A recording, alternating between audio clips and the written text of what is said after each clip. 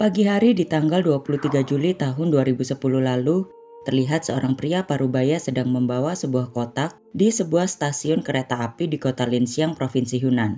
Pria itu terlihat berjalan sendirian di ruang tunggu. Namun seorang petugas keamanan stasiun yang melihat gelagat mencurigakan dari pria tersebut menegur sembari memberitahu agar ia meletakkan kotak yang dibawanya ke dalam mesin X-ray. Terlihat pria itu pun menuruti permintaan petugas keamanan tersebut. Setelah ia meletakkan kotak ke dalam mesin, ia kemudian terlihat berjalan kembali untuk mengambil sebuah kotak lainnya. Di saat bersamaan, salah seorang petugas keamanan melihat ada yang aneh di dalam kotak pertama. Melalui layar monitor ia melihat sebuah barang yang bentuknya mirip daging. Petugas keamanan kemudian menanyakan kepada pria tersebut apa yang ada di dalam kotak yang ia bawa. Ia menjawab kalau kotak itu berisi daging babi dan juga iga. Petugas kemudian beralih untuk melihat isi dari kotak kedua yang juga melewati mesin X-ray. Betapa terkejutnya saat petugas melihat objek berbentuk tangan manusia di dalam kotak tersebut. Petugas lalu meminta pria itu untuk membuka kotak yang ia bawa untuk pemeriksaan lebih lanjut. Pria misterius itu kemudian beralasan akan membeli tiket kereta terlebih dahulu. Terlihat ia berjalan dengan membawa kedua kotak tersebut dan diletakkan di sudut stasiun. Ia kemudian terlihat berjalan keluar dari ruang tunggu dan tak terlihat lagi. Pihak keamanan yang curiga dengan isi kedua kotak tersebut lalu memanggil pihak kepolisian. Mereka kemudian membuka kedua kotak misterius itu dan menemukan beberapa potongan tubuh manusia di dalamnya. Satu kotak berisi tubuh bagian atas, sedangkan kotak kedua berisi tubuh bagian bawah. Penemuan itu tentu langsung menggemparkan semua orang yang berada di stasiun tersebut. Pihak kepolisian kemudian bergerak cepat untuk segera mengisolasi TKP. Kabar itu juga dengan cepat menyebar ke seluruh kota yang menyebabkan kepanikan luar biasa karena pelaku masih bebas berkeliaran. Oleh karena itu, demi mempercepat proses penangkapan pelaku, pihak kepolisian menerjunkan sekitar 60 petugas kepolisian yang disebar di penjuru kota. Langkah pertama adalah investigasi dari kamera CCTV di stasiun tersebut. Dalam rekaman terlihat pria parubaya itu berjalan keluar untuk melihat jadwal keberangkatan, lalu menuju loket untuk membeli tiket. Setelah itu ia terlihat keluar dari stasiun. Sayangnya kepolisian tidak dapat mengidentifikasi pria tersebut karena kualitas video rekaman CCTV yang buruk. Meski begitu, polisi dapat memperkirakan tinggi badan si tersangka dari video. Ia diperkirakan mempunyai tinggi badan sekitar 173 cm yang juga terlihat membawa tas berwarna hitam. Tak hanya itu, untuk lebih mengetahui karakteristik dari pria tersebut, polisi diketahui meneliti rekaman CCTV tiap frame. Terlihat tersangka mengeluarkan kacamata dari kantongnya saat akan membaca jadwal keberangkatan kereta. Polisi memastikan kalau kacamata itu merupakan kacamata untuk membaca. Dari situlah polisi juga dapat mengetahui umur tersangka yang diperkirakan berusia sekitar 50 tahun. Investigasi dilanjutkan dengan pencarian saksi mata. Namun sayangnya tak ada yang benar-benar mengenal identitas dari tersangka. Satu-satunya orang yang sempat berbicara dengannya adalah seorang petugas keamanan. Ia mengatakan kalau tak dapat mengenali aksen bicara dari si tersangka. Polisi melanjutkan investigasi dengan mencoba menggambar sketsa wajah pelaku berdasarkan keterangan saksi mata. Meski begitu, polisi tetap tidak dapat memperkirakan kemana perginya pria misterius itu. Karena diketahui kota Siantan hanya merupakan kota singgah dari beberapa kota besar di sekitarnya. Yang juga masih menjadi pertanyaan adalah apa motif dibalik pria misterius tersebut membawa dua kotak berisi tubuh manusia ke tempat ramai. Polisi pun tak berhenti untuk mencari jejak pria misterius ini. Mereka mengumumkan kepada setiap sopir taksi di seluruh kota Siantan untuk segera menghubungi pihak berwajib jika mempunyai informasi tentang si pria misterius. Sampai akhirnya seorang supir taksi datang kepada polisi dan mengatakan kalau di pagi hari saat ia tengah menunggu penumpang, ia melihat tersangka keluar dari taksi dengan membawa dua kotak besar dan masuk ke dalam stasiun. Ciri-cirinya juga persis seperti pria yang ada pada rekaman CCTV. Selanjutnya juga diketahui kalau plat nomor taksi yang membawa tersangka bukan berasal dari kota Siantan, melainkan kota Chibi. Tentu informasi ini merupakan angin segar bagi pihak berwajib, apalagi di saat bersamaan proses otopsi tubuh korban juga telah selesai dilakukan. Korban merupakan seorang wanita berusia sekitar 35 tahun yang mempunyai tinggi badan sekitar 150 cm. Terdapat juga bekas luka di dada bagian kirinya. Mereka juga menambahkan kalau waktu meninggal korban tak lebih dari 24 jam setelah ditemukan. Itu berarti korban dibunuh di tanggal 22 Juli 2010. Sayangnya pihak forensik masih belum dapat mengidentifikasi korban karena belum ditemukannya bagian kepala dari wanita malang itu.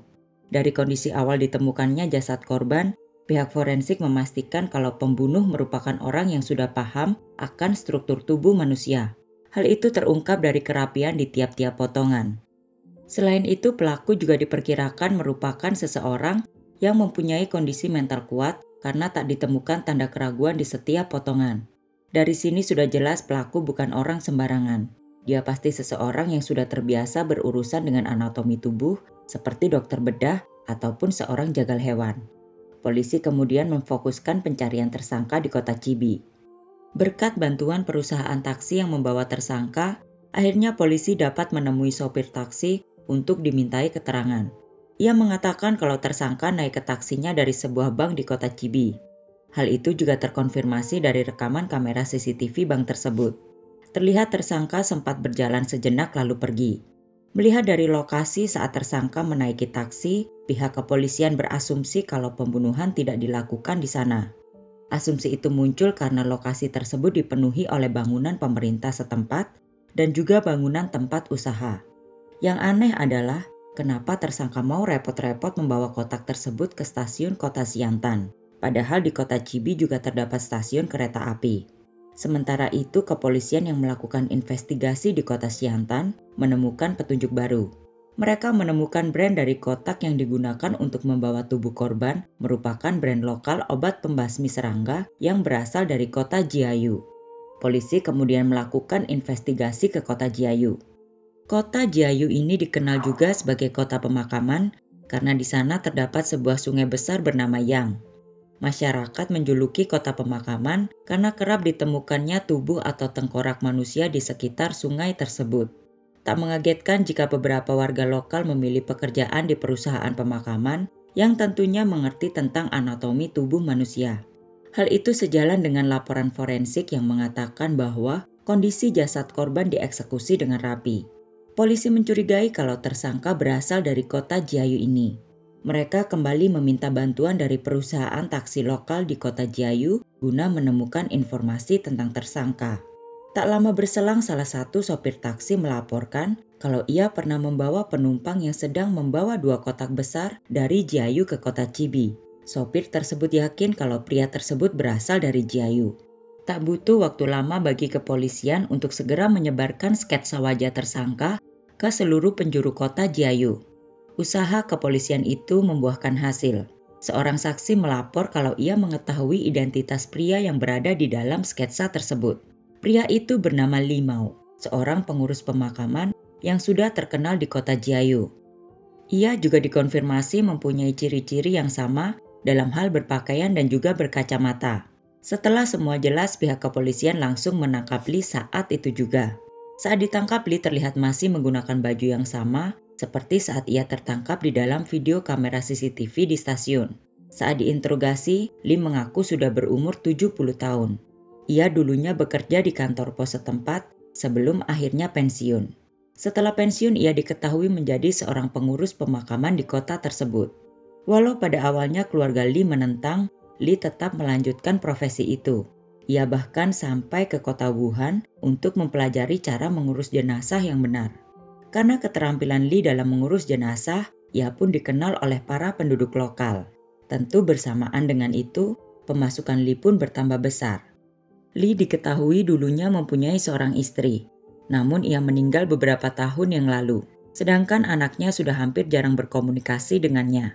Li pun hidup sendirian di apartemennya.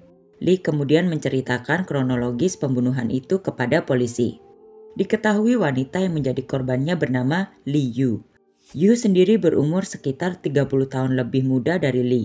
Sepeninggal istrinya, Yu merupakan satu-satunya orang terdekat yang dimiliki oleh Li. Awalnya Li yang merasa kesepian setelah istrinya meninggal, mencoba peruntungan dengan beberapa kali mengikuti kencan buta. Apalagi ia percaya diri karena saat itu kondisi keuangannya bisa dibilang sudah sangat stabil. Namun hal itu tak serta-merta membuat kencan buta Lee berjalan dengan lancar.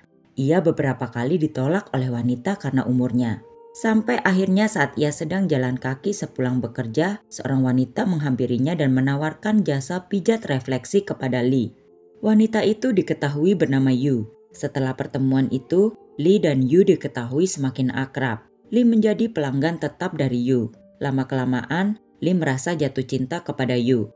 Apalagi Yu juga diketahui sudah sering berkunjung ke apartemen Lee untuk mencuci baju dan juga memasak makanan yang lezat untuk Lee. Kekosongan hati yang selama ini dirasakan Lee pun seakan sirna. Lee kemudian menyarankan agar Yu tak lagi bekerja sebagai wanita malam. Lee berjanji kalau ia akan memberi Yu nafkah yang lebih di setiap bulannya. Selain itu, Lee juga siap menanggung biaya pensiunnya nanti ketika usia Yu menginjak 55 tahun. Mendengar hal itu tentu membuat Yu senang. Ia kemudian setuju untuk berhenti dari pekerjaannya. Sejak saat itu, hubungan Lee dan Yu semakin intens. Yu bahkan sampai memanggil Lee dengan sebutan ayah. Sampai akhirnya petaka pun tiba. Lee awalnya berencana untuk menikahi Yu di bulan September tahun 2010.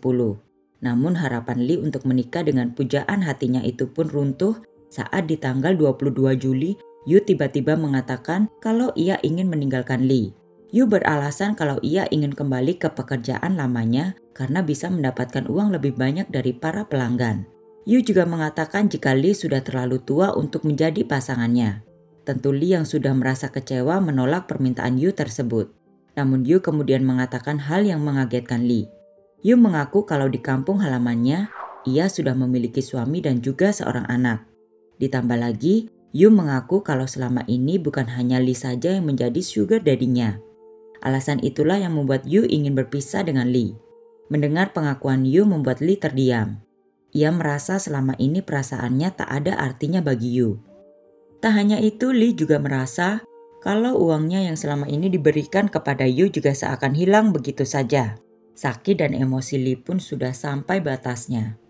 Akhirnya saat Yu sedang mandi, Lee langsung memukul Yu dengan gagang sapu hingga ia pingsan. Tanpa rasa ragu, Lee kemudian mengambil pisau dapur dan memutilasi Yu menjadi 30 bagian. Lee kemudian memasukkan bagian kepala Yu ke dalam sebuah tas dan membuangnya di sebuah sungai di pagi harinya.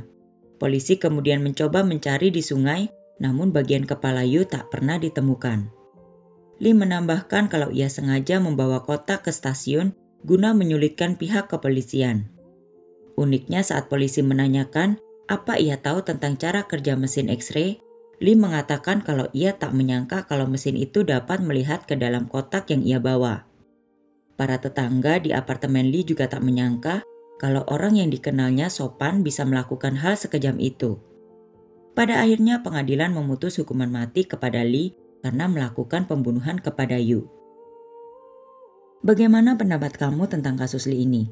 Coba share di kolom komentar dan jangan lupa subscribe ya. Terima kasih, bye.